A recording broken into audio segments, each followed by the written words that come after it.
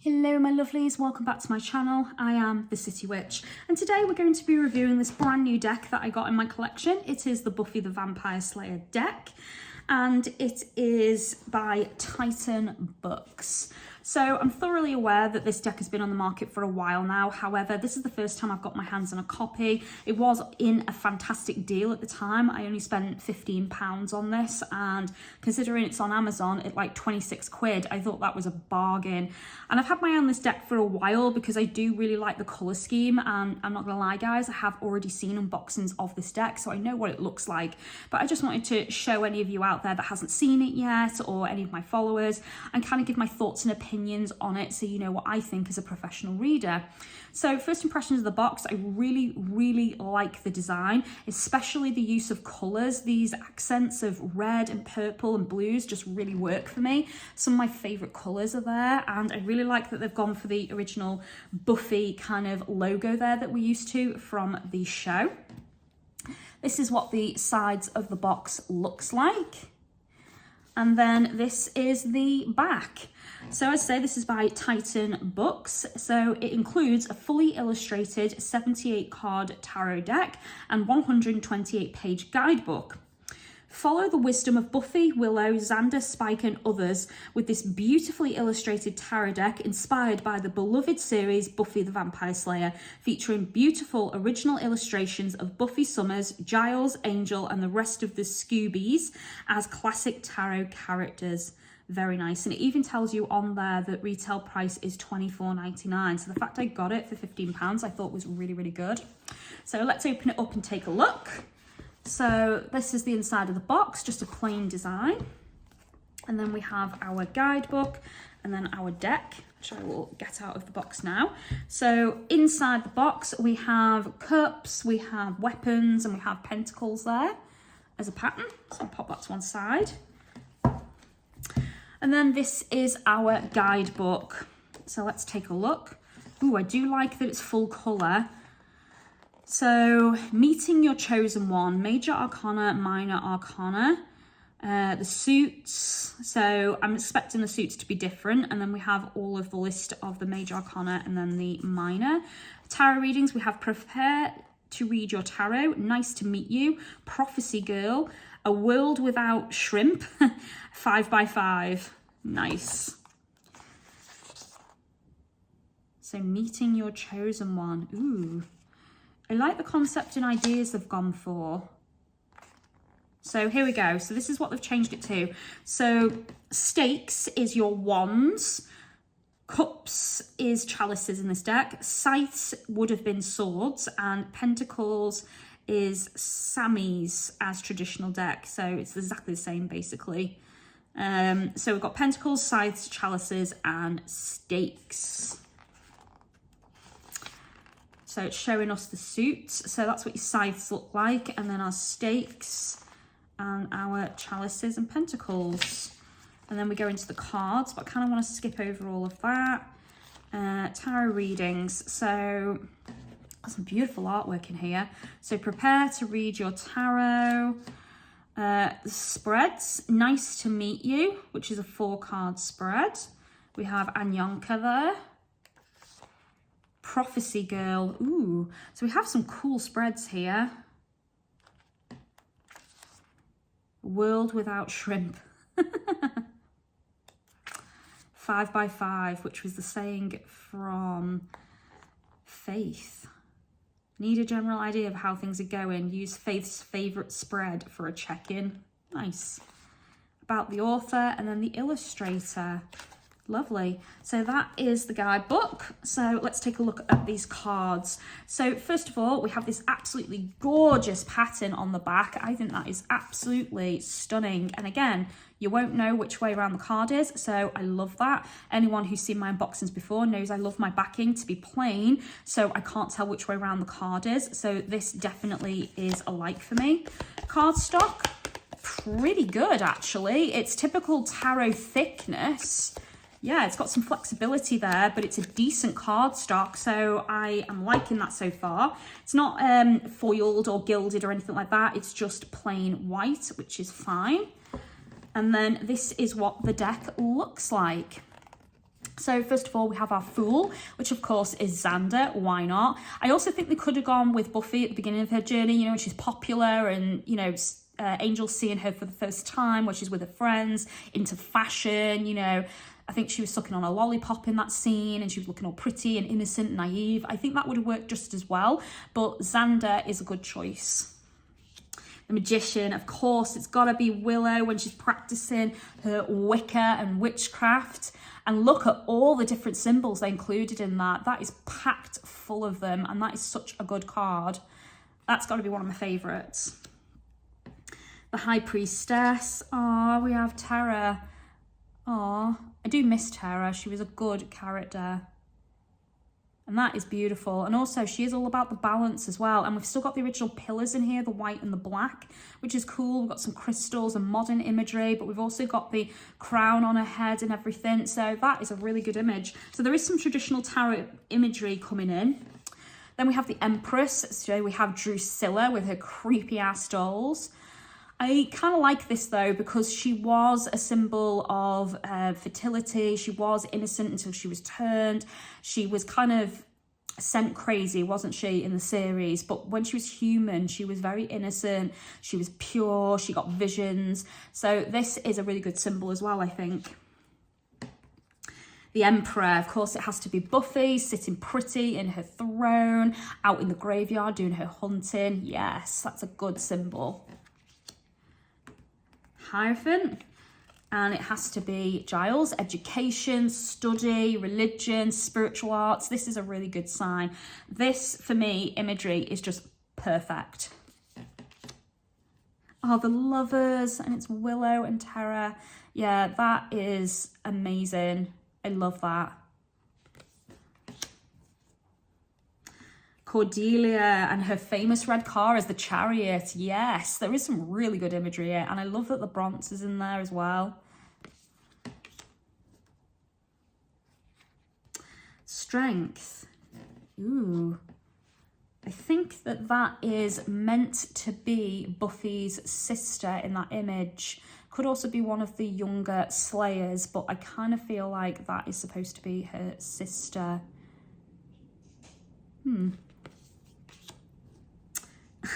We have the Wolfman himself here, Mr. Oz, as the Hermit. That makes sense. I think he would have been good for the Moon card as well, though, because obviously the Beast Within and the darker aspects of him. So they could have gone with either for that, I think.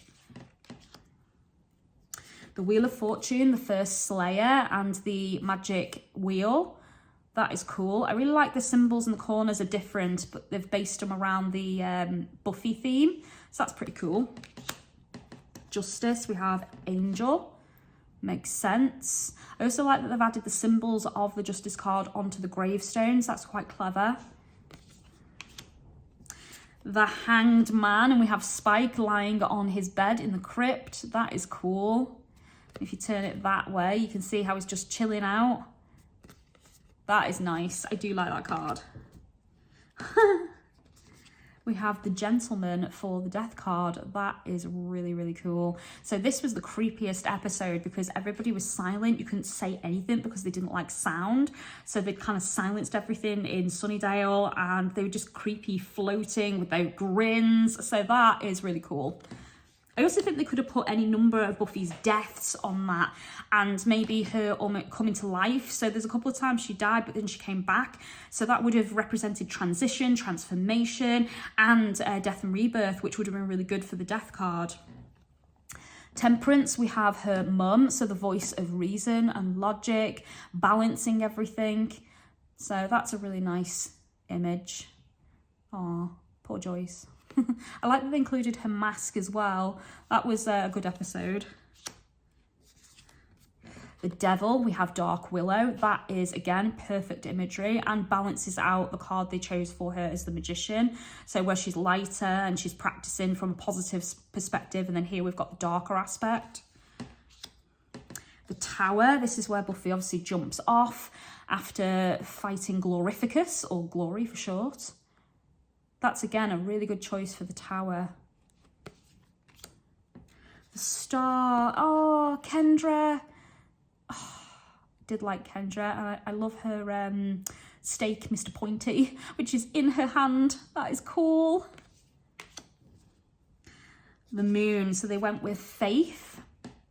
Again, that's a good choice because Faith definitely had darker accents to her personality and she definitely succumbed to her darker side and is easily manipulated. So definitely this card representing the dangers of that is really good.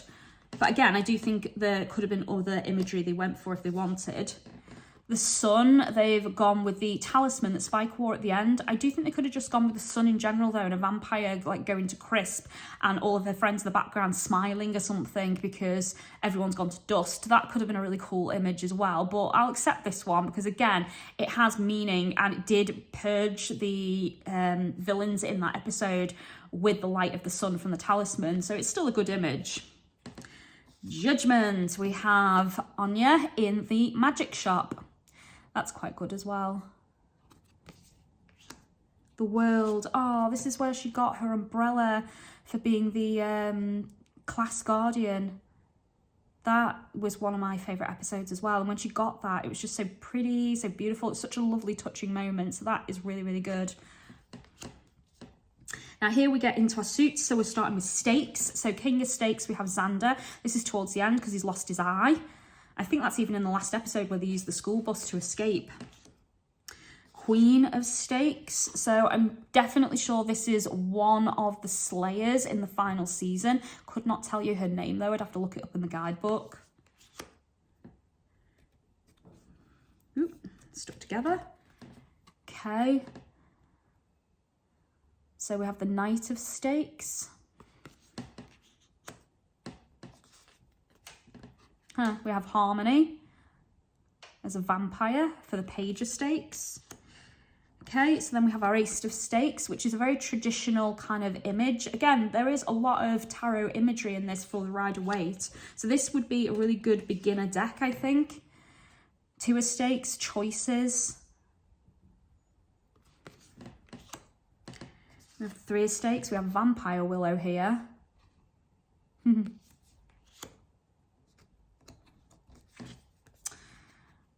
Okay, Four of Stakes, Sunnydale at night with all the villains and the baddies. Five of Stakes, I have one of the villains, which makes sense because fives are always negative in the tarot. Six of Stakes, she's training, practicing and exercising her skills. So that was underneath the magic shop. So we have the Seven of Stakes.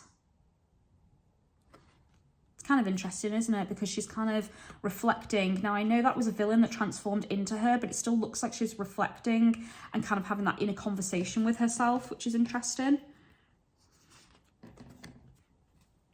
Eight of Stakes. So we have a lot of the younger vampire slayers going to battle and fighting. So they're all together. It's like a massive card of teamwork, isn't it? I feel like some of the energies have changed a little bit, but you can still draw upon the original tarot meanings quite easy. So we have the Nine of Stakes. We have Spike getting his soul back. 10 of Stakes. So this was Faith killing the vampire or the monster that she was afraid of, that kept chasing her, that killed her original watcher. So that's like about burdens, isn't it? Burdens upon her and her dealing with them. King of Chalices, we have Giles in his magic shop when he first bought it in that silly outfit. Queen of Chalices, we have Anyonka's friend who was a, what were they called? Revenge demon. Can't remember her name though.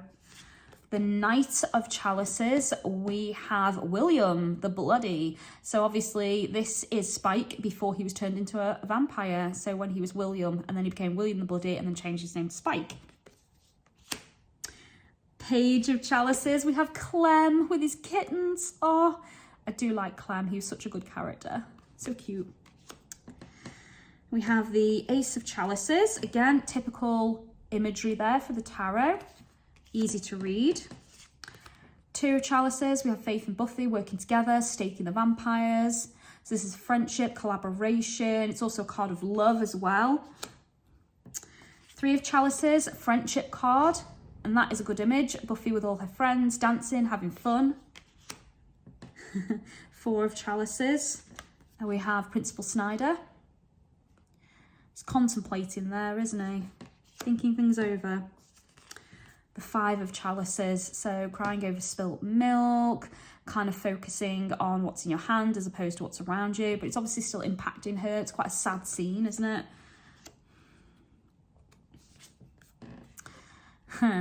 Six of Chalices, we have when Giles and Buffy's mum were dating and they thought they were teenagers, which is also a really good episode.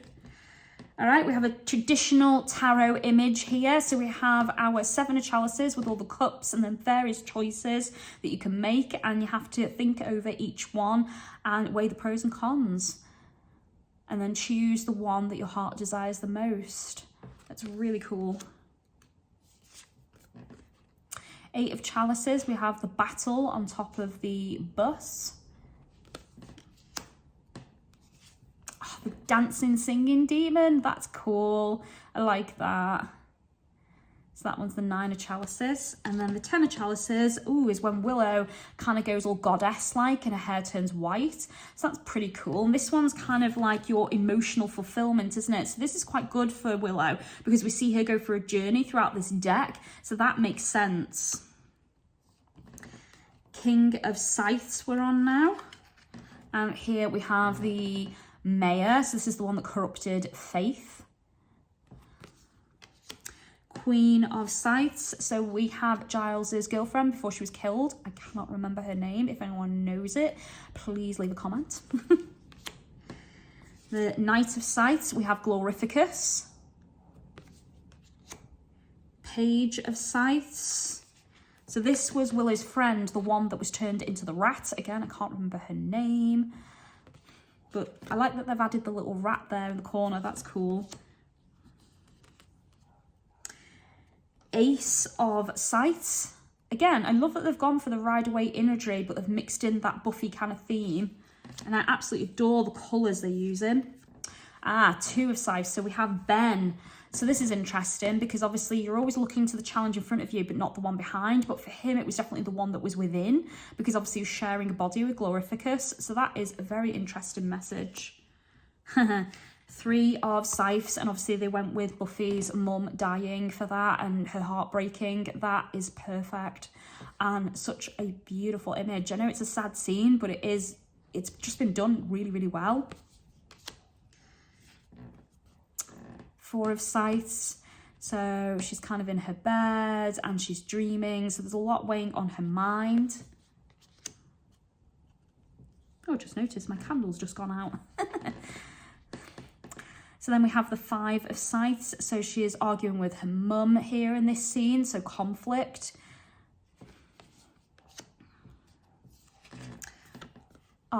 We have Oz as the werewolf for the Six of Scythes.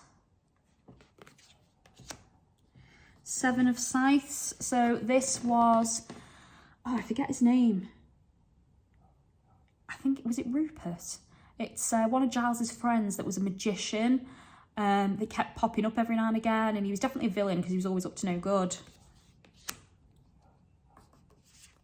So we have the Eight of Scythes. So this was the woman who was running that underground unit with Riley. So it was Riley's mum, but again, I can't quite remember her name. I like the way she's bound up and everything and blindfolded. That's perfect imagery for that. Here we go. So we have the Nine of Scythes. So this looks like a vampire version of Buffy. I don't remember her being a vampire at any point, but maybe I'm just kind of forgetting because it's been a while since I've seen the show. But maybe that's symbolising the nightmares and everything, a lot weighing on her mind. Ooh, Ten of Scythes. This is where she had to kill Angel when she thought he was Angelus and he just changed back at the end. And then she knew she still had to kill him to close that portal. That's quite a sad one, but I do like that it is the 10. Because again, it's showing you that burden upon her, because the scythes and the stakes would be physical burdens, mental burdens, emotional. So you've got all those burdens that other people put on you, things you have to deal with, responsibilities. King of Pentacles. So again, I forget his name, but he became the last principal of the school and Buffy ended up working there, and his mum was one of the slayers that was killed by Spike. And then there is his mum, Queen of Pentacles. So Spike ended up killing her and obviously gets the jacket. Knight of Pentacles, we've got Riley, makes sense. Page of Pentacles, so this is definitely one of the young slayers. And then we have the Ace of Pentacles, again, typical Rider-Waite imagery there. The Two of Pentacles, I think that's Buffy, again, with one of her jobs that she ends up getting temporarily. Three of Pentacles, so we have the dynamic duo there, up to no good. They were the ones that Willow ended up trying to hunt down and kill. And then we have, for the Four of Pentacles, the magic shop. That makes sense, because that one's all about saving money and taking care of your finances. And obviously this is a business. The Five of Pentacles, so poverty, being locked out, you know, shut out in the cold, hence why they're wrapped up. These are the minions of Glorificus. I like the way they've added the key there as well, because the thing with this card was always that the key to your salvation was there, you just weren't seeing it. Okay, so we have the Six of Pentacles. So we have the Vengeance Demon offering his services to two women. And then we have their leader here for the Seven of Pentacles. And again, he was a businessman, so this makes perfect sense for the Pentacles. Eight of Pentacles, so we've got Buffy training, honing her skills, with Giles overseeing her training. And then we've got the Nine of Pentacles. Not quite sure who that is in the image. I would have to look that up. And then the Ten of Pentacles is Dracula, when he was biting Buffy and obviously feeding on her, and she was like seduced by him. I really like that they included that, and I love the wolves in it as well. That is definitely one of my favourite cards. I will say I'm a little disappointed that there isn't more of Cordelia in this, and there were other characters they could have brought into this quite easily. So it's a bit of a shame, really. There was obviously a couple of teachers that could have been in this. There was other students as well that could have been in this. There's quite a lot from the final couple of seasons and not a lot from the first few. So I would have liked to have seen a bit more there, I think. There was quite a bit of Willow in here, but again, I think Cordelia could have been in here just a smidge more. But overall, I think this is quite a lovely deck. I do think that it's quite an easy beginner-friendly deck. If you have a Rider-Waite, you can easily compare the two to see how the imagery matches up, and you'll probably easily be able to learn this deck. But mostly, I think I like the back of it, and I love the colour scheme. So for me, I would probably score this deck a good solid 8 out of 10. I think it's a pretty good deck. It's not perfect, and there's things missing from it, and some of the imagery could have been just a tiny bit better, but I do like that it's not a pip deck. I'm sick to death of these decks coming out that are themed and you really want them because you love the TV show or the movie, and then when you get it, they're just pip. And it's a pain in the arse. So I'm really loving that this one isn't pip, and they have actually put in real imagery in there, and they have actually given you a lot to work with, and they did consider the Rider-Waite themes, but then jazzed it up a little bit with their own Buffy spin on it. So I do like this deck for that reason. So 8 out of 10 from me, really good deck. Thank you so much for watching, guys. I do hope you enjoyed this video.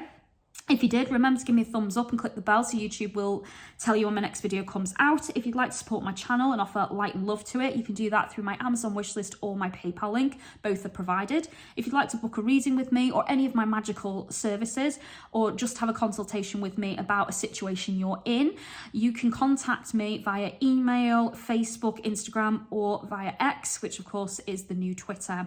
So all of those links are provided on the description of the video, guys. Thank you so much for watching, and I do hope you enjoyed it, and take care of yourselves, and I will speak to you soon. Blessed be.